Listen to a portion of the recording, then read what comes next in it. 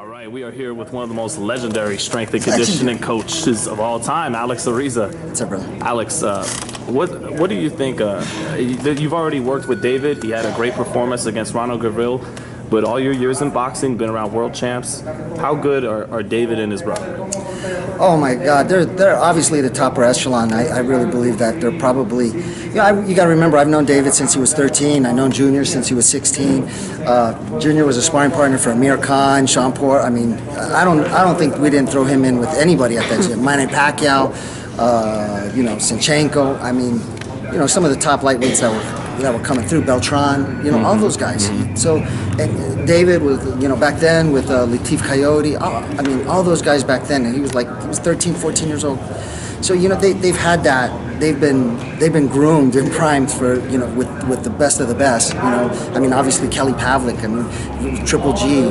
So to say that these guys aren't ready for the best of the best is really ridiculous. But, I mean, you gotta. There has to be some kind of effort or more. I mean, if somebody really looked at the experience level that they fought at and that they dominated at, Jose was 16 years old and was one of Manny Pacquiao's main sparring partners, and Amir Khan, and it's not like he was just up there. He was doing his thing with those. So, in my opinion, these guys they're already in those sentences with those kind of guys. Now, not just you, but was the word around the wild card, the fighters and stuff, like these kids are going to be world champs? Oh, yeah. Who didn't want them? I think I worked with Junior the first couple of fights before they ended up leaving the wild card. So I knew, you could tell. I mean, the composure, the way they fought, the way he was so many years beyond what his age was, as far as boxing intelligence and the composure that he had. How's the work ethic with these guys? Amazing. I mean, it's one of those things that, as not only as a coach, but as a teacher, there's no such thing as bad students. They always say, right? It's a teacher. But with these guys, they're at work ethic. They're disciplined now. Junior, to me, as a whole, completely. He won 160 after the accident. We spent 4 months, I think, last camp before the fight. Just focusing on the leg and the rehab. So, but we know that it's a long road. It's at least a year process for that leg. To go from what I was reading, not to be able to walk again. I mean, to be able to walk, but to be able to move and to be able to run and to do the things that we've been doing was probably fathomable at the time. Did you get any satisfaction seeing that even though David won the first fight with Gavril, he seemed so much stronger through the 12 rounds? It looked like you had an effect. Does that? Oh yeah, I think these guys. Your training gives you confidence. You never worry about what that guy's doing. I mean, Gavril talked more about about me than he was worried about David. Like, oh, he's not going to help you. He does this and this and that. Don't worry about me. Worry about he should have worried about David. But yeah, it's always good because you get to see all the work come to fruition that night. Same with David. I mean, we haven't seen David fight like that in a long time. The punch volume is coming up, the aggressiveness is coming out. So we're doing so many different things, and I mean, even though it's just baby steps, and I'm trying to just give them a steady diet of different things, not to overwhelm them too much with all the new stuff that we're doing. But I was happy with the weight. I was happy with the strength. I was happy with the endurance. I mean, David threw, I think we talked about it, over 1,000 punches as a super middleweight. Big super middleweight at that. That's a big super middleweight. So when I see those kind of numbers, that kind of fight, then we did a good job.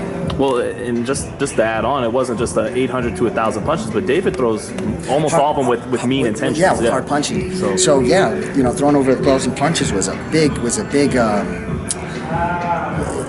It's a big confidence booster for him as well, because like I was telling you the story, he came to me and he's like, "Damn, Alex, around 9th, 10th round, I kind of felt tired," and I'm like, yeah, because we were probably at about 800, 900 punches by that time, bro. So yeah, you're gonna get a little tired, but they know how to push through that. It's a mental thing. If you follow the kind of way we train and stuff like that, we push it above and beyond what they think that their own expectations are. We know David's a big guy at 68. How much longer does he have at that weight, do you think? And is it enough time to unify the belts?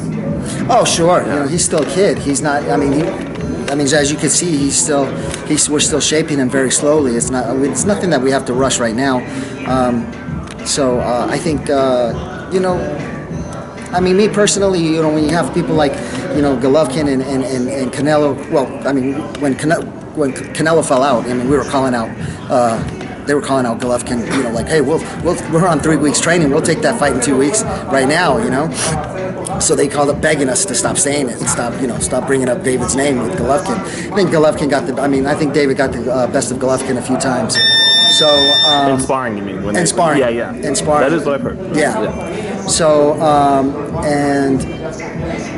yeah, I mean, there's time. I mean, you know, De La Hoya keeps saying he doesn't have a dance partner for Canelo. There's one right there.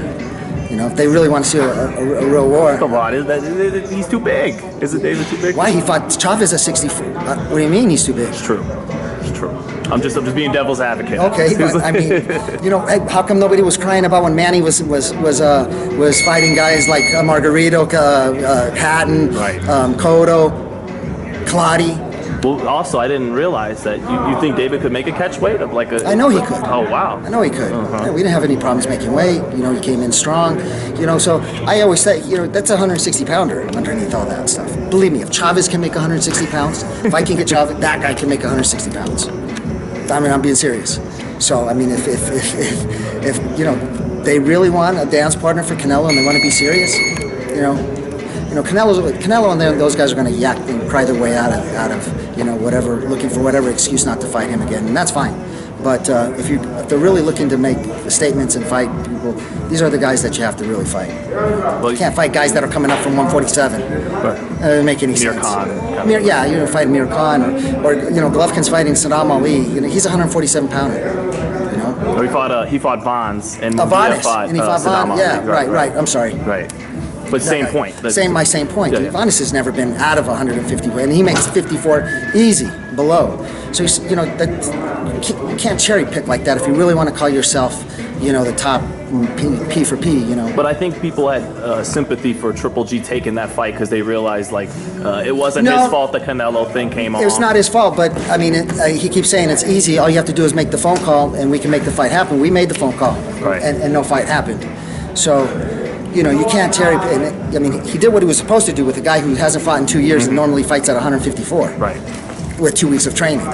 So is he slowing down? Who? Triple G? Oh, absolutely. Absolutely. He's a different fighter. The guy's, you know, I mean, he's giving up weight, getting hit way too much. But I think that's indicative of the kind of training he's doing. You know, Abel's kind of old school, doesn't know how to... Not a very scientific guy, not one of smarts when it's how to train athletes as they get older.